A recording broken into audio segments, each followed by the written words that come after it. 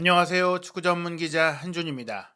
에스턴 빌라전 4대0 대승으로 최고의 모습을 되찾았다는 호평을 받았던 토트넘 허스퍼가 풀럼 원정에서 충격적인 0대3 참패를 당했습니다. NG 포스테코글루 감독 부임 후 그야말로 최악의 경기, 최악의 패배였다고 할 수 있겠는데요. 이날 최전방 공격수로 선발 출전한 캡틴 손흥민 선수가 후반전에는 스스로 중앙 미드필더 포지션까지 내려와 경기를 풀어보려고 고군분투하기도 했습니다. 그럼에도 동료 선수들의 경악스러운 빅찬 스미스가 연달아 나오면서 결국 토트넘은 흐름을 바꾸는 데 실패하며 득점 없이 패배했는데요. 일주일 사이 천국에서 떨어진 토트넘의 상황, 풀럼과의 경기 세부 기록과 주요 장면을 통해 분석해드리도록 하겠습니다. 토트넘 허스퍼가 2023-2024 시즌 프리미어리그 29라운드에서 풀럼에 0대3으로 졌습니다. 올 시즌 개막 후 첫 번째 무득점 경기이자 포스테코글루 감독 부임 후 계속해서 이어져 왔던 득점 행진에도 종지부가 찍힌 것인데요. 한 경기를 덜 치르긴 했지만 토트넘이 에스턴 빌라를 상대로 유리한 4위권 경쟁을 벌이고 있었는데 이날 0대3 패배로 인해서 이제는 자력으로 에스턴 빌라를 제치고 올라갈 수가 없게 됐죠. 에스턴 빌라가 오늘 웨스트햄 유나이트와의 경기에서 패배하지 않을 경우에는 승점 차이를 벌릴 수 있는 상황이고 토트넘이 골득실 차에서도 지난 라운드 빌라와의 맞대결 4대0 대승으로 앞서갔었는데 이날 패배로 플러스 17이 되면서 플러스 18인 빌라에게 뒤처지게 됐습니다. 이번 경기의 가장 큰 차이라고 하자면 선발 명단의 주전 수비수인 미키 반더벤 선수가 햄스트링 부상으로 빠진 것인데요. 큰 부상이 아닌 것으로 알려지긴 했지만 A매치 휴식기 전까지는 돌아올 수 없다라는 소식이 알려졌었죠.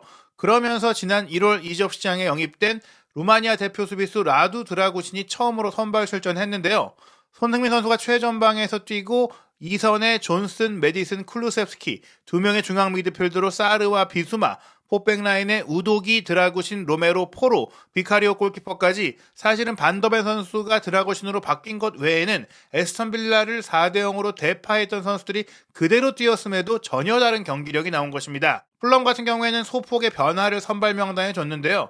최근에 좋은 경기를 하고 있었던 무니스 선수가 여전히 최전방에 배치되기는 했지만 2선 공격 라인에 윌슨이라든지 데코르도바 리드가 아닌 베테랑 윙어 윌리안이 왼쪽 측면에 그리고 이워비가 오른쪽에 배치됐고 안드레아스 페레이라가 공격형 미드필드 위치에서 자유롭게 뛰었습니다.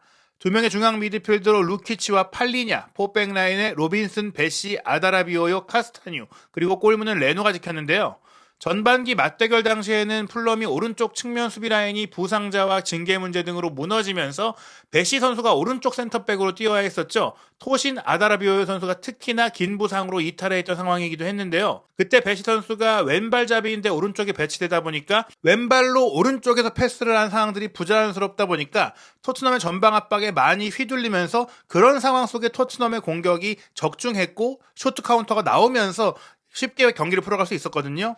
이번 경기는 아다라비오요도 안정적인 수비를 했고 또 풀백인 로빈슨과 카스타뉴가 공수 양면에 걸쳐서 부지런하게 움직이면서 측면 지역도 지배를 했고 또 페레이라와 이워비, 윌리안이 개인 플레이는 물론이고 주고받는 원터치 패스라든지 연계 플레이라든지 또 루키치와 팔리냐의 공격 가담에서부터 무니스의 부지런하고 풍부한 움직임까지 겹쳐지면서 전방 압박에다가 연계 플레이에다가 속공에다가 공을 오래 소유하지 않음에도 불구하고 풀럼이 굉장히 조직적으로 좋은 플레이를 펼쳤습니다. 그리고 또 하나 중요했던 부분들이 메디슨 선수가 10번 자리에 있지만 8번 자리까지 내려가서 후방 빌드업을 풀어가는 선수인데 이 메디슨을 많은 풀럼 선수들이 경고 누적이 되지 않도록 돌아가면서 거친 압박으로 괴롭혔고 이제 패스가 잘 살아나오지 못하게 하고 경기를 이제 전개할 수 없도록 정신적으로도 신경질적으로도 만들면서 굉장히 효과적인 터프한 압박으로 좀 죽여놨어요. 그런 가운데 클루세스키, 메디슨, 존슨의 연계가 잘 되지 않고 간격이 벌어졌고 존슨 같은 경우에는 왼쪽 측면에서 단조로운 패턴 플레이를 하면서 카스타뉴와 아다라비오요를 넘어서지 못했고 클루세스키 같은 경우도 로빈슨의 전투적인 압박과 움직임과 활동량에 밀리면서 이렇다 할 모습을 보이지 못했습니다. 이러한 가운데 메디슨도 경기력을 살리지 못했고 비수마도 잠잠한 경기를 했고 사르가 많이 움직여 보려고 했지만 그 역시도 개인 플레이로 뭔가를 풀어내기가 어렵거든요. 또 하나의 문제는 토트넘이 이제 라인을 많이 끌어올려야 되는데 드라구신이 열심히 뛰어주긴 했지만 반더벤보다 속도에 문제가 있다 보니까 무니스를 막기 위해 조금 신경 쓰고 내려가고 또 뒤따라가는 모습들 속에서 공수 간격도 조금 벌어졌습니다. 그런 상황 속에서 우도기와 포로도 인버티드 풀백으로 미드필드에 가담하기보다는 드라구신의 양옆, 로메로의 양옆을 상대의 공격 커버를 위해서 내려와야 되는 그런 상황들이 많이 발생했거든요. 우도기와 포로가 인버티드 풀백 역할을 하지 못하면서 말씀드린 이워비, 페레이라, 윌리안의 공격과 좌우 풀백들의 침투까지 커버해야 되는 상황이 되면서 공은 오래 소유했지만 풀럼이 한 번 공을 잡을 때마다 위협적인 공격을 커버하는 데 있어서 경기 흐름을 주도하지 못했다고 볼 수 있겠습니다. 이날 경기 전체 기록을 보면 토트넘이 볼 점유율은 57%였지만 슈팅 숫자는 16대 14로 풀럼이 많았고요. 사실은 이 슈팅 숫자도 풀럼이 거의 3대 0까지 만든 이후에 토트넘이 끌어올렸을 정도로 슈팅에 있어서는 경기 내내 열세였다라고 봐도 될 것 같습니다.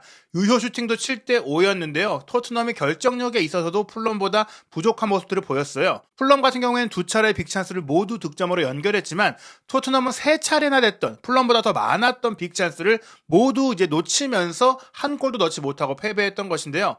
물론 레노 선수의 선방 5번도 있긴 했지만 토트넘이 전반적으로 부족한 플레이, 부족한 퀄리티를 보였다고 할 수 있겠고 그러한 과정 속에 포스테코글루 감독도 빠르게 선수 교체를 가져가면서 변화를 추구했어야 되는데 이번에는 교체 타이밍조차도 조금 늦게 이루어지면서 막판에 연달아서 선수를 교체하고 나서야 템포가 좀 살아났지만 이미 경기의 흐름을 뒤집기에는 남은 시간이 많지 않았던 부분까지 고려한다면 포스테코글루 감독의 책임도 묻지 않을 수 없는 상황입니다. 이날 경기 히샬리송 선수가 부상 복귀 전을 후반 교체 출전으로 이제 하게 됐는데요. 그런 상황이 왔다고 하더라도 손흥민 선수가 최전방 공격수로 뛰었고 사이드로 벌리기보다는 공격 영역에 머물렀었는데 공이 전달이 안 되다 보니까 내려와서 경기를 풀어야 하는 상황들이 많이 나왔습니다. 말씀드린 대로 메디슨이 풀럼 선수들의 강한 견제와 압박 속에 살아나지 못하다 보니까 손흥민 선수가 특히나 후반전에는 플레이메이커 위치인 10번이라든지 아예 그 밑에인 8번까지 내려가서 공을 운반하고 뿌려주고 또 그러면서 본인이 측면 플레이까지 하려고 노력하는 정말 고군분투를 해야 되는 상황들이 많이 있었거든요.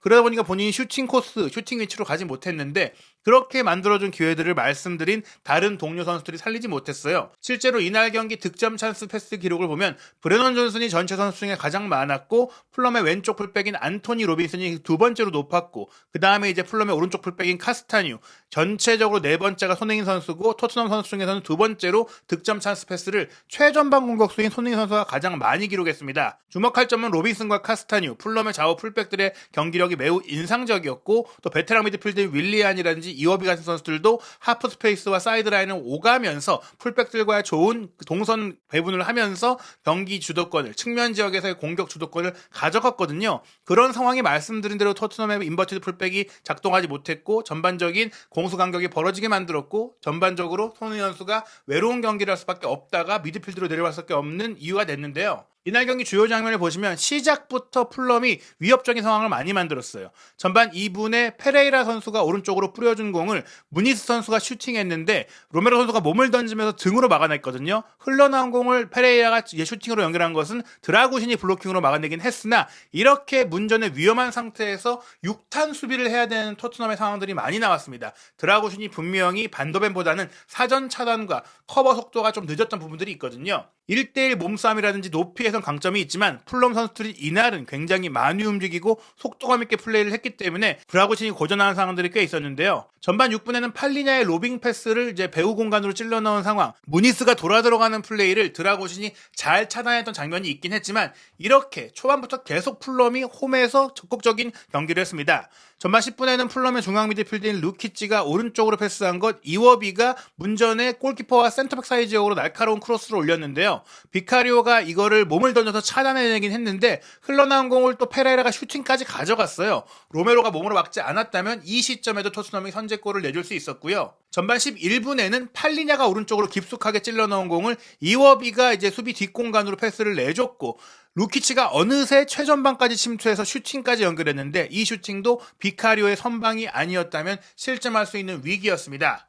전반 24분에는 풀럼의 왼쪽 풀백 로빈슨이 놀라운 속도로 토트넘 수비가 자리를 잡고 있었음에도 무너뜨리고 돌파까지 하고 컷백을 연결했는데 무니스가 슈팅하기 직전에 우도기가 조금 달라붙어주면서 균형을 무너뜨리게 만들면서 슈팅을 막았거든요. 자칫 잘못하면 페널티킥이 될 수 있었지만 정상적 몸싸움으로 이제 제어하게 된 상황이 됐으나 계속해서 토트넘의 골문 앞에서 위험한 상황들이 연출됐습니다.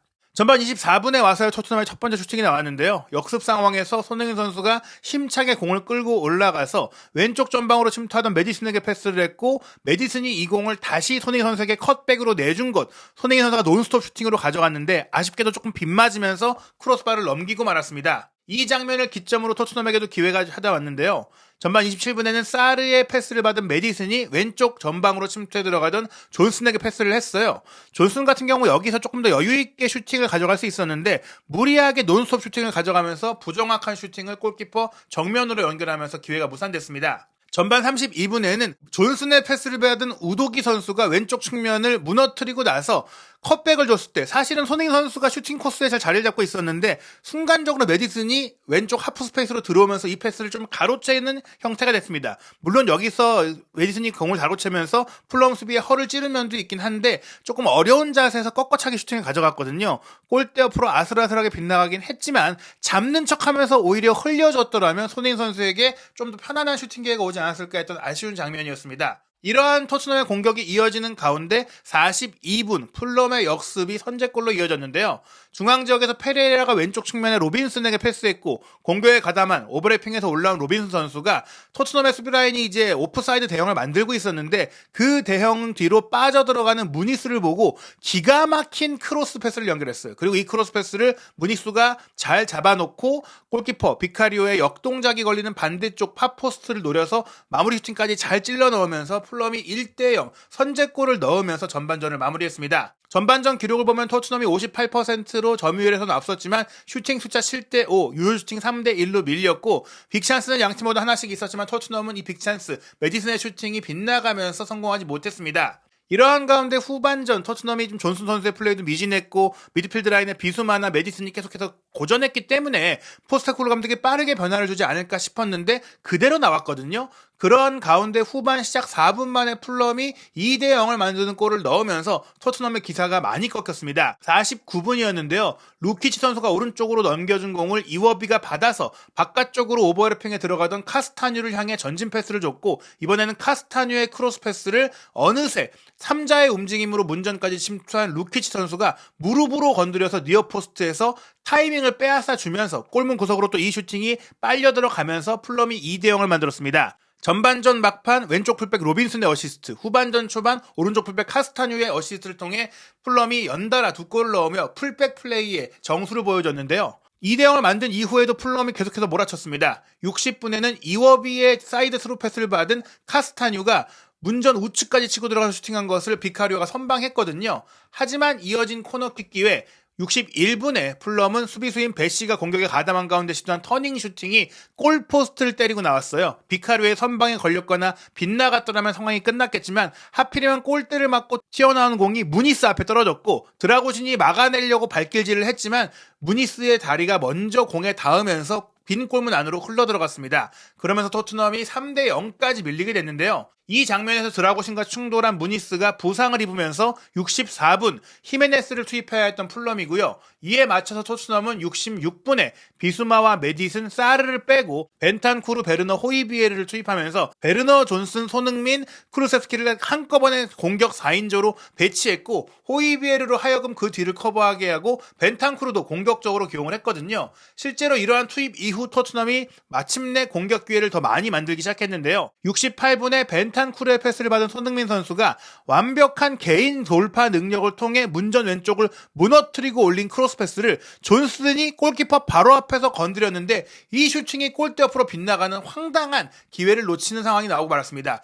물론 최종적으로 봤을 때는 존슨이 오프사이드 위치에서 슈팅을 했다고는 하지만 이 기회에서 오프사이드 위치였다고 하더라도 이걸 넣지 못한 것은 충격적인 장면이었는데요. 계속해서 토트넘은 빅찬스를 놓쳤습니다. 69분에는 쿨루셉스키의 전진 패스를 받은 존슨의 크로스를 교체로 들어온 베르너가 문전 왼쪽으로 침투하면서 완전히 골문이 비어있는 상황이잖아요. 여기서 슈팅을 골대 밖으로 차는 오히려 못 넣기가 더 어려운 상태에서 또 한 번의 충격적인 빅찬스 미스가 나왔습니다. 이러한 가운데 풀럼은 72분에 좋은 플레이를 펼치던 안드레아스 페레이라도 경미한 부상을 입으면서 해리 윌슨을 투입했는데요. 사실 히메네스나 윌슨 같은 경우에는 전반기에는 주전으로 뛰었던 선수고 또 윌슨 같은 경우에는 경기 상황에 따라서 충분히 주전으로 뛰는 선수이기 때문에 어떻게 보면 풀럼이 주전 비주전의 격차를 굉장히 좁혔던 그런 스쿼드를 구축했다고 볼 수 있겠습니다. 토트넘은 80분에 브레넌 존슨까지 빼고 히샬리송을 투입하며 손흥민, 히샬리송을 최전방에 함께 배치했는데요. 이에 맞춰서 풀럼도 지친 선수를 빼줬는데 루키치, 이워비, 카스타뉴를 빼고 테테와 데코르다발리드 그리고 리드를 투입하면서 경기력에 큰 변화 없이 떨어짐 없이 선수 교체를 또 체력 안배를 했습니다.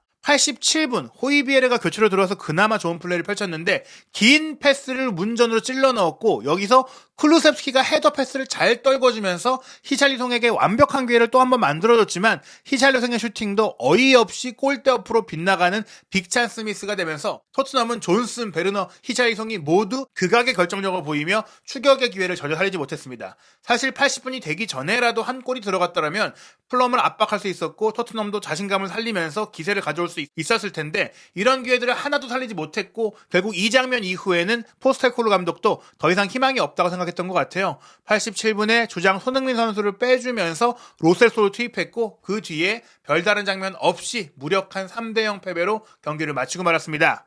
A매치 휴식 기간으로 인해 토트넘이 잠시 쉬게 되는데요. 토트넘에 워낙 많은 국가대표 선수들이 있기 때문에 사실 포스테코글루 감독이 이 기간을 훈련의 기간이라든지 정비의 기간으로 가져가기가 쉽지 않을 것 같습니다. A매치 휴식기 이후 토트넘은 3월 마지막 일정으로 3월 31일 일요일 0시에 루턴타운과 프리미어리그 홈 경기를 치르게 되는데요. 연달아 원정 경기를 치렀던 만큼 이번 홈 경기에서는 토트넘이 홈팬들의 지지 속에서 3월에 유종의 미를 거둘 수 있을지 지켜봐야 할 것 같습니다. 4월 일정은 험난한데요. 웨스트햄 원정을 시작으로 노팅엄, 뉴캐슬, 맨시티 그리고 아스널과의 북런던 더비까지 이어지게 됩니다. 토트넘이 챔피언스리그 진출을 하기 위해선 일단 4위를 노려야 하고 잉글랜드의 다른 팀들이 유럽 대항전에서 좋은 성적을 거둬야만 5위까지 추가적인 챔피언스리그 진출권이 주어지게 되는데 지금 6위인 맨유 역시 만만치 않은 기세를 보이고 있기 때문에 토트넘은 챔피언스리그에 나가기 위한 최대 고비 일정을 4월에 맞이한다고 볼 수 있겠습니다. 한편 대한민국 축구대표팀이 2026 피파 월드컵 아시아 2차 예선을 3월 A매치 기간에 재개합니다. 3월 21일 목요일 저녁 8시 서울 월드컵 경기장에서 태국과 홈 경기로 C조 3차전 경기를 치르고요. 그리고 3월 26일 화요일 저녁 9시 30분에는 태국 원정을 방콕에서 치르게 됩니다. 캡틴 손흥민 선수가 아시안컵의 아쉬운 우승 실패를 뒤로하고 황선홍 임시감독 체제, 많은 혼란과 또 많은 변화가 있을 이번 대표팀에서는 어떤 리더십을 보여줄 수 있을지 또 어떤 활약을 펼치게 될지 국가대표팀과 월드컵 소식도 한준TV에서 확인하시기 바랍니다.